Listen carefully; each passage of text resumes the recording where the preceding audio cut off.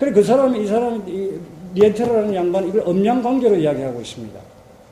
생명현상이라는 게 음과 양의 조화에 의해서 이 보완적인 관계에 의해서 돌아가고 있다. 화폐도 마찬가지로 한 사회에 적어도 2개 이상이 있어야 된다. 그러니까 국가의 공식적인 화폐는 양의 화폐죠. 지역 화폐는 음의 화폐가 될 수 있습니다. 음의 화폐는 첫째는 이자가 없어야죠. 그런 관계. 그러면서 공동체를 강화하는 화폐. 국가 화폐라는 소위 달러나 지금 쓰는 이 한국은행권 이런 것들은 공동체를 자꾸 분리시키는 거 아닙니까?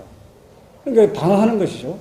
여성적인 화폐와 돌봄의 화폐와 말하자면 이게 경쟁력을 강화하는 화폐. 이 양쪽을 동시에 쓰는 사회가 가장 좋은 사회다 하면서 세계 여러 지방의 사례를 들고 있습니다. 예를 들어 발리 같은 경우가 그렇다는 거죠. 발리가 2개의 화폐를 쓴다 이거죠. 발리가. 외국 사람들이 와서 달러를 놓고 가는 것과 함께 보이지 않는 자기들의 그 전통적인 풍습에 의해 가지고 돈에 해당되는 교환 관계가 있다 이거예요. 자기 이 사람이 그게 이제 그걸 화폐로 발행해도 되는 거죠. 그럼 무형의 지금 화폐입니다. 그 2개가 있기 때문에 발리가 전통 문화를 100% 관광을 개방을 했지만 그러면서도 관광객이 그렇게 많이 드나들면서도 전통 문화를 지키고 있는 데가 발리라는 거예요. 왜 지켜지고 있느냐? 즉 자기들 나름의 음의 화폐를 쓰고 있기 때문에 그렇다. 공존하고 있기 때문에 그렇다. 이제 그냥 참고로 말씀드립니다. 이번에 그리스 사태 보십시오. 그리스 사람들 얼마나 억울합니까? 5분만 더 해도 되겠죠. 그리스 사람들이 특별히 게으르거나 이런 것도 아니에요. 조선일보에서는 그리스가 돈도 없으면서 복지 시스템을 남발해서 그렇다. 완전히 거짓말을 하고 있습니다. 알지도 못하면서.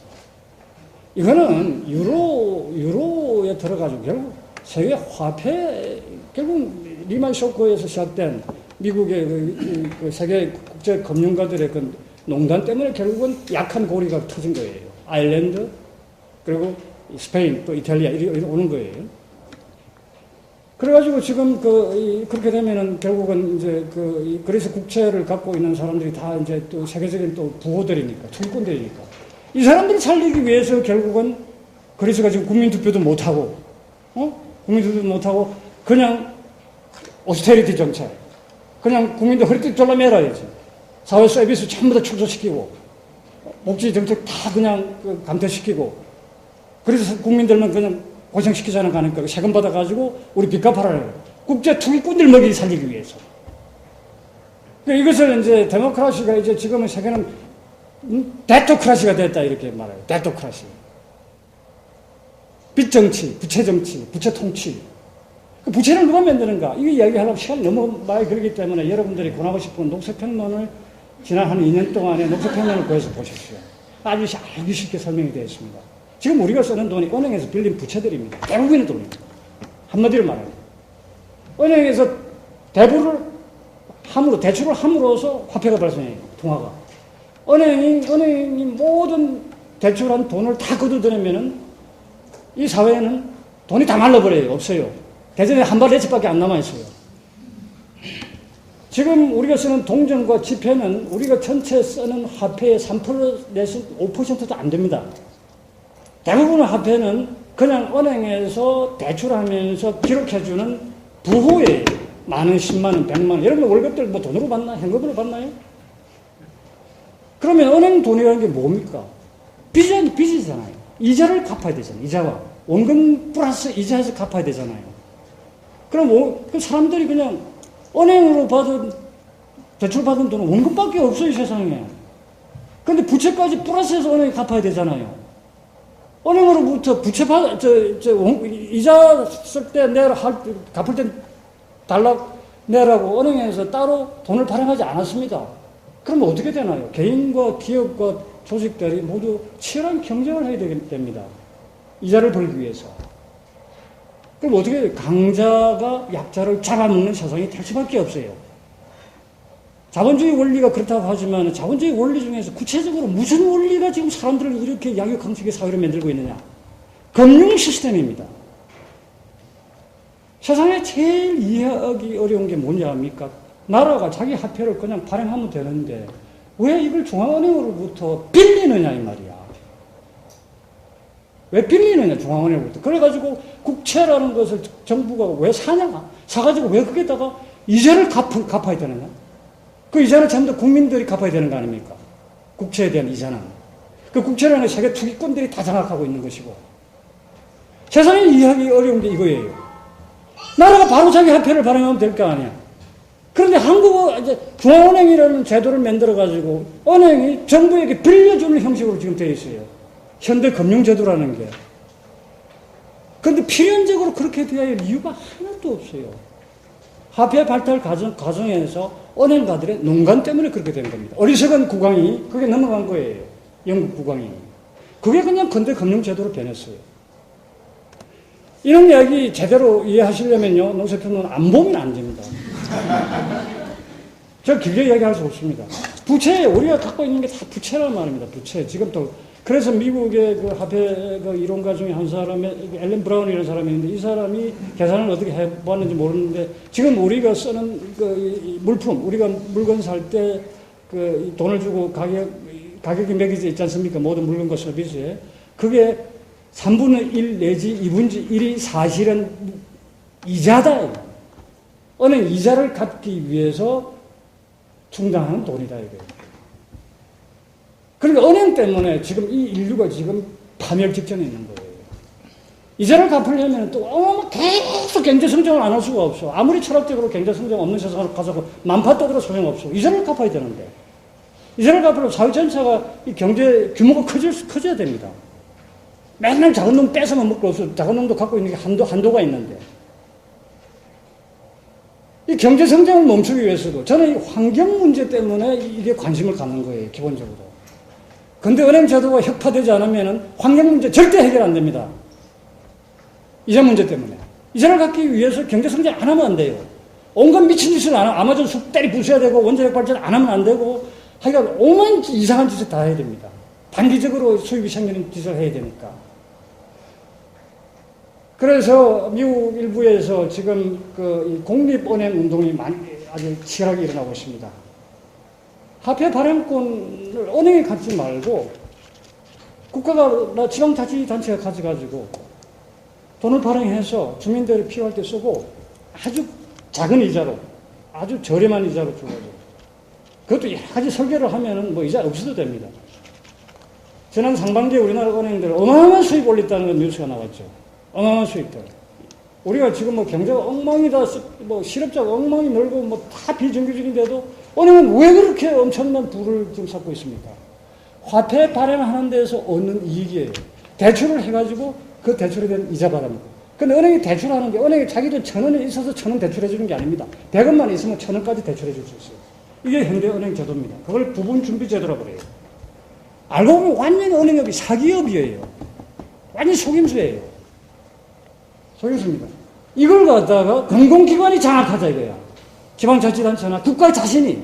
그런데 이 현대 잘못된 현대 금융제도로 인해서 지금 기득권층이 형성되어 있단 말이에요. 기득권층이. 한나라당이 뭡니까? 다 이놈들하고 한 통속이란 말이야. 한 통속. 그러니까 지금 아무리 이렇게 올바른 이론, 올바른 논리를 가지고 해도 그 사람들이 결국 국회에서 그 사람들이 결정을 할 문제잖아요. 국립은행을 우리가 만든다. 국채를 바로 이자 없이 발행한다. 이런 것을 그 사람들이 만들 수가 있겠습니까? 불가능합니다. 불가능합니다. 자, 그러면 이걸 어떻게 해야 되느냐 이 문제죠. 그래서 제가 두 가지 방법을 생각하는 거예요. 하나는 한밭대책처럼 풀뿌리에서 지역화폐운동을 우리가 열심히 해서 그런 것을 계속 만들어 나가자. 이건 당장이라도 할 수 있습니다. 그래가지고 협동조합들끼리 연결시키자. 또 하나는 선거를 이용하자.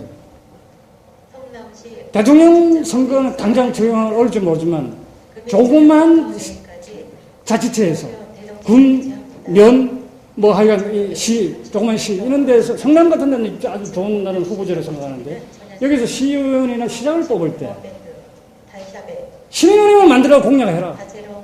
시민은행을. 이게 이 부분준비제도에 의해 가지고 화폐를 발행할 수 있는 권리는 저축은행 같은 게 아닙니다. 신용협동조합 같은 건 안 됩니다. 그야말로 은행들요. 한국은행, 뭐 신한은행, 뭐 제일은행 그 은행들만이 할 수 있는 거예요. 이걸 국가가 허락 안 해줍니다. 막 막대한 이익이 생기기 때문에 아주 어마어마한 독점 사업이란 말이에요. 사기업이잖아요. 신한은행 주인이 어디 뭐 공무원입니까? 아니잖아요. 사기업이에요. 이 사기업들이 화폐 발행에 대한 그 특권을 가지고 어마어마한 이익을 누리기 때문에 이걸 갖다 국민들에게 선출된 민주적인 정권이 시민은행 내지 국민은행을 만들어가지고 운영을 해가지고 은행에서 나오는 수입을 공익을 위해서 쓴다면 우리 세금 낼 필요도 없어요. 세금 한 푼 낼 필요 없어요. 무슨 원리만 아시면 됩니다. 간단합니다. 복잡한 이론은 되게 속임수예요. 그래서 시민은행 내지는 뭐 하여간 국민은행을 만들어라. 이 후보자들끼리 굉장히 격렬하게 이렇게 경쟁이 치열할 때 이 국민을 우리가 이용해가지고 그 조그만 풀뿌리 지방자치단체에서 이 일을 시작해보자 이거죠. 그 미국에 노스다코타라는 주가 있습니다. 공립은행이에요.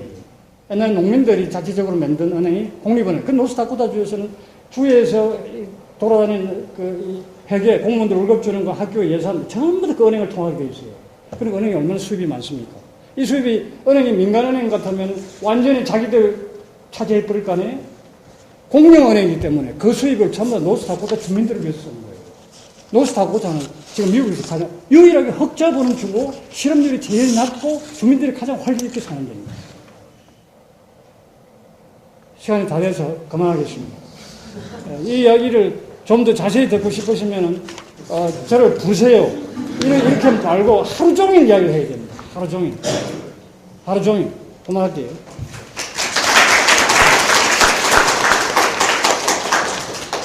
하실 얘기가 워낙 많으실 텐데 뭐 짧게 얘기를 해서 잘 전달됐는지 잘 모르겠습니다. 어쨌든 지금 말씀하시는 게 이제 지역화폐 운동하고 그다음 뭐 시민은행 같은 거를 좀 만드는 것이 아주 중요한 과제다 지금 이렇게 지적을 하셨습니다. 지역화폐라는 것 자체가요. 그러니까 중앙은행에서 발권하는 법정화폐를 보완하는 거지. 법정화폐를 완전히 대치를 한다고 그러면 중앙은행에서 가만히 있질 않습니다. 국가에서 가만히 있질 않기 때문에 이 지역화폐 자체가 지역화폐만 가지고 우리 일상생활이 다 가능하면 좋은데 현실적으로 그게 불가능하고요.